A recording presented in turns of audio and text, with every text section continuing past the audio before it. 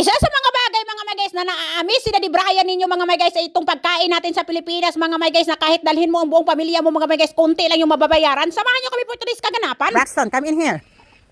Oh, tugnaw naman guys. Wa na, naka-jacket na si Sweet guys na. Ito kung mga manok na mo, sipog sunod. Ihawon ako ng sunoy ni Daddy Brian ninyo guys ay. Kay mauna iyang gipili over me. Nakakasakit ng damdamin. Ako yawan. Ang akong batong pagkataba-taba naman lang gyud nila. Come here, Braxton. Sunod po sila ako, oh. Kung langgam diri guys, atong kumustahon kung naa pa ba sila? Of course, naa pa gyud. Di are, hello cutie pie. Hello. Ang cute-cute ninyo. Maan ka lang sila balay-balay karon. Come here. Anyways mga my guys, good morning Philippines kung saang sulok man kayo ng mundo mga my guys. No, naana po ang nag-iisang exotic rare beauty in the jungle mga my guys. Walang iba kundi si Inday Larini. No, please, come in here. Upag mata agad na mo mga my guys, dumiretso na agad kami dito sa kwel na mo mga my guys, no? Para maghimo na mo balay-balayan ni Daddy Brian ninyo mga my guys. Batungod po mga my guys, tingtugnaw naman good diri sa Amerika mga my guys. Ay, mangunot na po niya atong tinggil ani sa katugnaw. Ako yawa. Anyways, naaday unta na ito'y baligya dito sa Tractor Supply mga my guys. Balay-balay bitaw siya mga my guys. No, saktong-sakto pununta ni sa akong mga kwel mga my guys. Og sa dihang mga my guys, naka $200 man pud siya mga my guys. Oy, unya kung palito na ako siya mga my guys, parang hindi naman siguro worth it na worth it. Well, ang price talaga mga my guys kay naka 500 yun mga my guys, nag-down to 200. Pero pag nasayangan ako mga my guys, no, igagasto ko na lang sa pagkain na gusto ko ngayon kasi nga pupunta kami ng Longview mga my guys para pakakainin ako ni Daddy Brian ninyo sa Mighty Crab mga my guys. Oh, hayan ka na naman Inday Laring, yung uric acid mo. Kumain ka na naman ng seafoods. So, sabi ko mga my guys, gagawa na lang tayo ng payag-payag na gamay. Oh, di ba? Hindi pa tayo makagastos. Kung ano yung mga kahoy na nandito mga my guys, yung mga plywood na hindi na nagagamit ay ginamit namin ni Daddy Brian. Oh, di ba? Naka-save si Inday Larini ng $200. Nagandahan naman si Dudong Brian ninyo sa idea ko mga my guys, pero gusto pa din niya yung balay-balay mga my guys kasi look fancy tingnan. Kung bahala ka diha, oy. Basta dirira ko kaya ako nang itipid ng $200, ikaon ko na unya. Oh, di ba?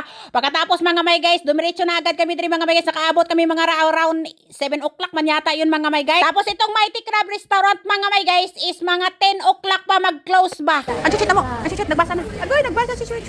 What's your order, Sweet? Sweet, what's your order? What? What'd you order? Tell me. There you go. So you want A, B, C, D. Can you read it for Manu, please? He's part of the crowd. Yeah.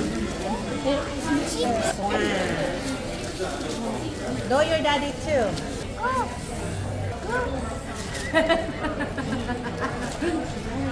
Hold on, huh?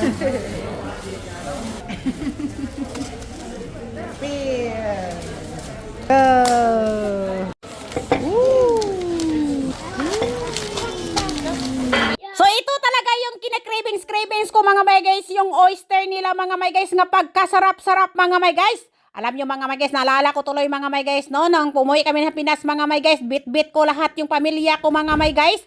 Unya, ang nabayaran lang ni Daddy Brian mga my guys is around $121 mga my guys for 21 people. Oh my God, mga my guys, niya itong nabayaran namin mga my guys, pagkamahal-mahal mga my guys. Unya, 4 lang kaming kumakain mga my guys, kumpara sa Pinas mga my guys, 21 person. Oh, diba? Doon naalala ni Daddy Brian ninyo mga my guys na sobrang amis siya talaga sa mga pagkain natin dyan sa Pinas mga my guys, na kahit buong pamilya dalhin natin sa restaurant mga my guys, kasi konti lang yung mababayaran natin, no? And then pagkatapos din dito mga my guys, is pupunta pa kami ng academy mga my guys, kay may bibilhin si Daddy Brian ninyo mga my guys. Grabe ra ba jud ka dollars dito ang presyo mga my guys kay Academy yan mga my guys. Anyways, don't forget to comment down below mga my guys kung asa nakaabot ang video ni Inday Larini karon. Kung sa Venus ba o sa Jupiters? Kuya Juan sa Bills. Nandito na nga kami mga my guys. Kaya napalit si Daddy Brian og exercises og bots po niya mga my guys. And of course, mga sinilas na din sa mga bata mga my guys. At dito ko na din tatapusin yung video ko mga my guys. Kasi magbabiyahe pa kami pa uwi ng balay mga my guys. No? Mga 12 o'clock kami makarating doon mga my guys. May klase pa si Sijan. Anyway, that's all for today's video. Thank you for watching. Bye!